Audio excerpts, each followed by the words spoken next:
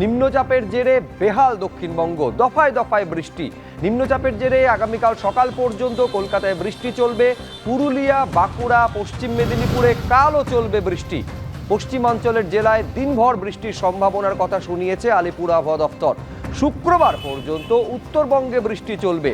ভারী বর্ষণের সম্ভাবনা রয়েছে দার্জিলিং, কালিম্পং, জলপাইগুড়ি, আলিপুরদুয়ারে। মালদায় তৃণমূলের বিরুদ্ধেই তৃণমূলের ভোট, হাত মেলালো কংগ্রেস। তৃণমূল পরিচালিত মালদা জেলা পরিষদে অনাস্থা প্রস্তাবে ভোটাভুটি। তৃণমূলের সভাধিপতি, সহসভাধিপতির ইস্তফার পরই অনাস্থা প্রস্তাব আনা হয়। কংগ্রেসের সমর্থনে বিক্ষুব্ধ তৃণমূলের অনাস্থা প্রস্তাব পাশ হয়ে গেল। তৃণমূলের বিরুদ্ধেই অনাস্থা আনল তৃণমূল। বিজেপির 4 জন সদস্য গড় হাজির ছিলেন। 19 জন বিক্ষুব্ধ তৃণমূলের সঙ্গে অনাস্থা প্রস্তাবে 5 জন কংগ্রেস সদস্য ভোট দেন। দলের নির্দেশে আমরা এই ভোটাভুটির মধ্যে নেই বলে দাবি করেছে বিজেপি নেতৃত্ব।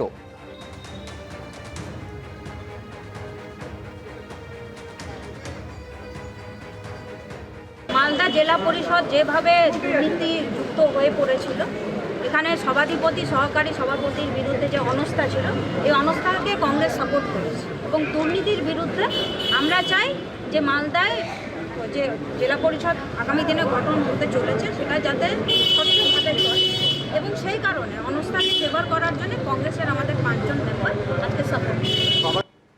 ফলে বুঝতে পারছেন তৃণমূলের বিরুদ্ধে অনাস্থা প্রস্তাব তৃণমূলই আনছে আর সেখানে হাত মেলাচ্ছে কংগ্রেস। এই ছবি মালদা জেলা পরিষদে দেখা গেল, যেখানে তৃণমূল পরিচালিত এই জেলা পরিষদ, সেখানে অনাস্থা প্রস্তাব আনা হলো তৃণমূলেরই তরফে, যার ভিত্তিতে ভোটাভুটি হলো। তৃণমূলের সভাধিপতি, সহসভাধিপতির ইস্তফার পরই এই অনাস্থা প্রস্তাব আনা হয়।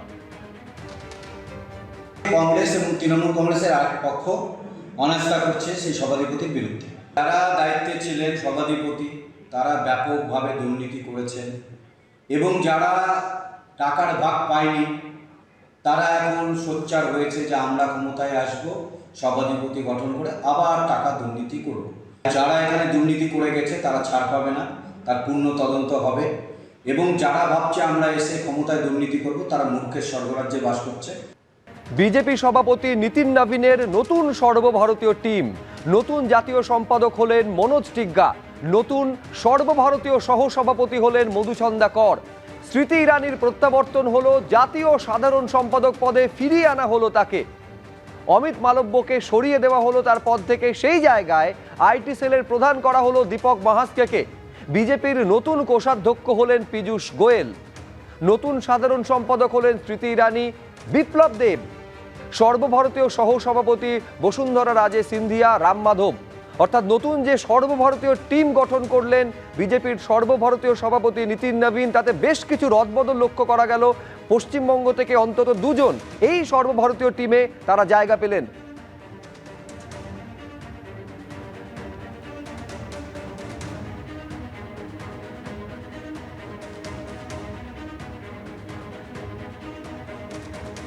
আধিকারিকভাবে জানতে পারিনি, তাও যদি দল আমার উপরে আস্থা বিশ্বাস যদি করে থাকে, তাহলে দায়িত্ব যদি আমাকে দিয়েছে সাধারণ কেন্দ্রীয় সম্পাদক হিসাবে, তাহলে নিশ্চিতভাবে আমাকে দল, আমার কেন্দ্রীয় নেতৃত্ব যা দিয়েছে, রাজ্য নেতৃত্বের সহযোগিতায়, তাহলে নিশ্চিতভাবে আমাকে যে দায়িত্ব দেওয়া হবে সেটাকে আমি মানে অনেস্টলি সেই দায়িত্বটাকে পালন করব। দল যা বলবে সে অনুযায়ী কাজটা করব। মালদায় তৃণমূলের বিরুদ্ধেই তৃণমূলের ভোট, হাত মেলালো কংগ্রেস। তৃণমূল পরিচালিত মালদা জেলা পরিষদে অনাস্থা প্রস্তাবে ভোটাভুটি। তৃণমূলের সভাধিপতি, সহসভাধিপতির ইস্তফার পরই অনাস্থা প্রস্তাব আনা হয়। কংগ্রেসের সমর্থনে বিক্ষুব্ধ তৃণমূলের অনাস্থা প্রস্তাব পাশ হয়ে গেল। তৃণমূলের বিরুদ্ধেই অনাস্থা আনল তৃণমূল। বিজেপির 4 জন সদস্য গড় হাজির ছিলেন। 19 জন বিক্ষুব্ধ তৃণমূলের সঙ্গে অনাস্থা প্রস্তাবে 5 জন কংগ্রেস সদস্য ভোট দেন। দলের নির্দেশে আমরা এই ভোটাভুটির মধ্যে নেই বলে দাবি করেছে বিজেপি নেতৃত্ব।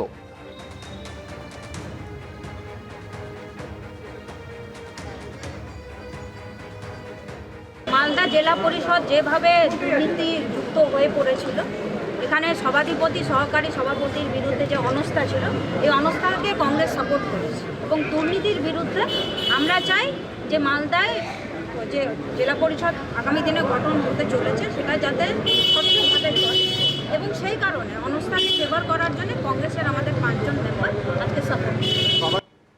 ফলে বুঝতে পারছেন তৃণমূলের বিরুদ্ধে অনাস্থা প্রস্তাব তৃণমূলই আনছে আর সেখানে হাত মেলাচ্ছে কংগ্রেস। এই ছবি মালদা জেলা পরিষদে দেখা গেল, যেখানে তৃণমূল পরিচালিত এই জেলা পরিষদ, সেখানে অনাস্থা প্রস্তাব আনা হলো তৃণমূলেরই তরফে, যার ভিত্তিতে ভোটাভুটি হলো।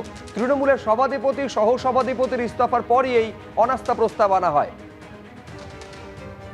কংগ্রেস এবং তৃণমূল কংগ্রেসের আরেক পক্ষ অনাস্থা করছে সেই সভাধিপতির বিরুদ্ধে। যারা দায়িত্বে ছিলেন সভাধিপতি তারা ব্যাপকভাবে দুর্নীতি করেছেন এবং যারা টাকার ভাগ পায়নি তারা এখন সোচ্চার হয়েছে যে আমরা ক্ষমতায় আসব, সভাধিপতি গঠন করে আবার টাকা দুর্নীতি করব। যারা এখানে দুর্নীতি করে গেছে তারা ছাড় পাবে না, তার পূর্ণ তদন্ত হবে এবং যারা ভাবছে আমরা এসে ক্ষমতায় দুর্নীতি করব তারা মূর্খের স্বর্গরাজ্যে বাস করছে। ইন্দাসে সিজেপি আন্দোলনকারীর বাবাকে পিটিয়ে খুনের অভিযোগ, বাড়িতে গেলেন সিপিএম নেতা শতরূপ ঘোষ ও ময়ূক বিশ্বাসরা। মৃতের বাড়িতে যায় এসএফআই নেতৃত্ব।